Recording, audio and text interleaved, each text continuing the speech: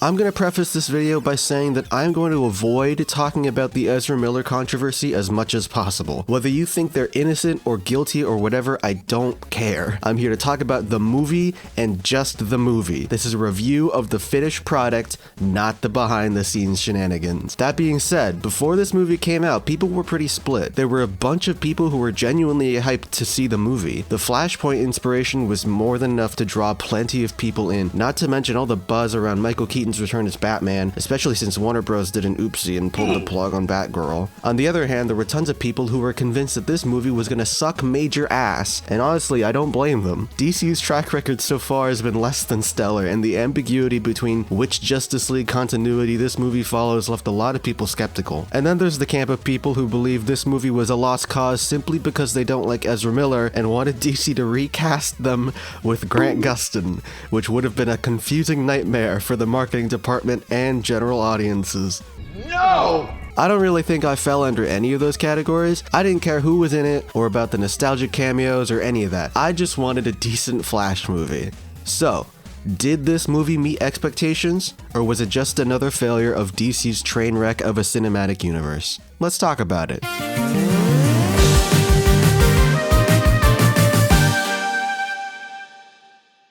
Hey, my name is Michael and welcome to Grumpster Dive. As of writing this script, I literally watched The Flash an hour ago, and as of recording it, I watched it yesterday.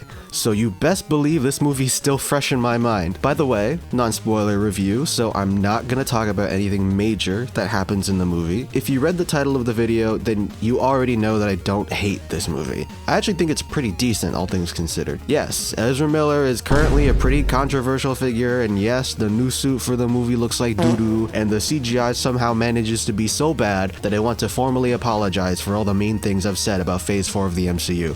But putting all that superficial stuff aside, I kinda like The Flash 2023. Except there's a big asterisk next to that statement. If you walk into the movie expecting a Flash movie like the title suggests, you might be a little disappointed. Despite Barry Allen being the main character, there's so many things going on that aren't Flash related that it feels like this shouldn't have just been called The Flash. Honestly, if you go into this movie with Justice League into the Flashverse in mind instead, you'll probably have a much better time. Even though most of the Justice League isn't around, it feels more like a big superhero team-up movie rather than just a Flash movie. But if I look at the movie through the lens of it being a superhero crossover Elseworlds type event story, there's actually a lot to like. But before I start saying nice things, let's start with some non-spoilery criticisms I have. Firstly is Ezra Miller's performance. For most of the movie, they do a fine job and some scenes are beautifully acted, but there are some scenes here and there, and I feel like a little bit of a nitpicker when I say this, but there are some scenes where Barry comes off less like an endearing, silly, goofy guy and more of an exaggerated cartoon character, and a lot of this likely has more to do with the script and direction rather than Ezra himself, but a lot of the silliness of Barry's character from Justice League is turned up to 11, especially in the beginning of the movie,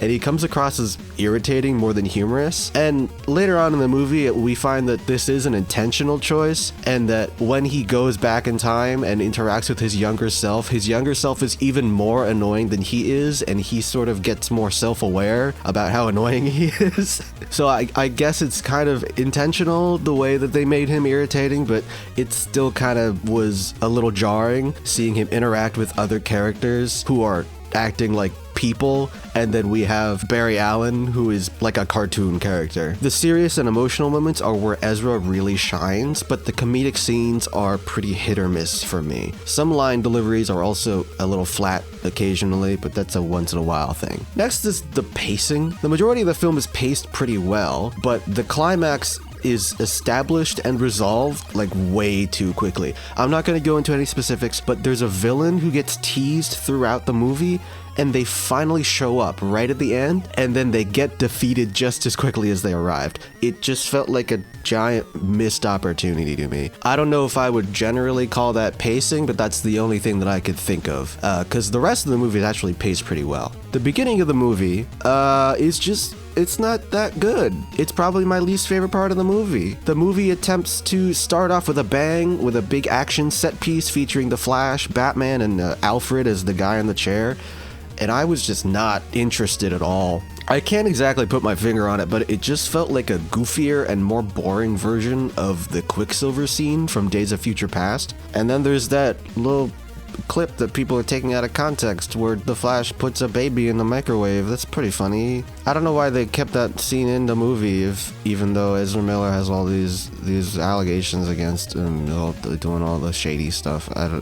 Why would they do that? They're kind of just asking for backlash, you know? Anyway, at least Batman finally has a blue cowl. The last non-spoiler criticism I have is that Iris West is in the movie for basically no reason other than to be an excuse for Barry to give us exposition. I hesitate to even call her a character, and there really is no reason for Iris to be romantically interested in Barry other than the fact that they went to college together. These two characters have no chemistry, and she's barely even in the movie. She shows up for the beginning of the movie and then right at the end. But I guess now it's time to be nice. Like I said before, there's a lot of stuff going on in the movie, but even in between the Elseworlds shenanigans, like there being 2 Barry Allens, the return of Michael Keaton's Batman, the arrival of Sasha Calle's Supergirl, and the fact that this literally takes place at the same time as Man of Steel, technically, Justice League No Way Home never forgets that Barry Allen is the main character. Barry's story is the emotional heart of this film, and the differences between Barry Prime and Variant Barry are what makes their relationship so interesting. Ezra Miller manages to make these two characters feel like 2 separate yet similar people,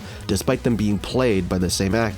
You can tell that Barry Prime is more mature and much more experienced than Variant Barry in just the way that they talk to each other. The third act even has Barry Prime acting as a mentor to Variant Barry, teaching him the ropes on how to be the Flash. I thought that was pretty cool. I like time travel shenanigans where they do cool and interesting stuff like this. Also, Barry Prime's love for his mother is also just the main driving force and his main motivation to kick off the plot. And Barry and Nora have a very good chemistry, and if they didn't nail that, this movie would not have worked as well as it does, but I think they do nail it. I think it's pretty damn good. And there are some genuinely heart-wrenching moments between the two. I also think this is the best example I've ever seen of a movie digitally cloning an actor. There were moments where I forgot both Barrys are played by the same person. They're constantly physically interacting with each other and sharing screen time, and the effect is seamless. I'm sure they did face replacements, head replacements, and all the tricks in the book, but I don't know, it looks pretty good. Michael Keaton,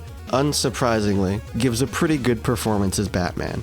There were some obvious fan service moments and callbacks to Batman 89 that had me rolling my eyes, but it wasn't nearly as obnoxious and in your face as the constant barrage of references in Spider-Man No Way Home. The power of the sun in the palm of my hand. The power of the sun.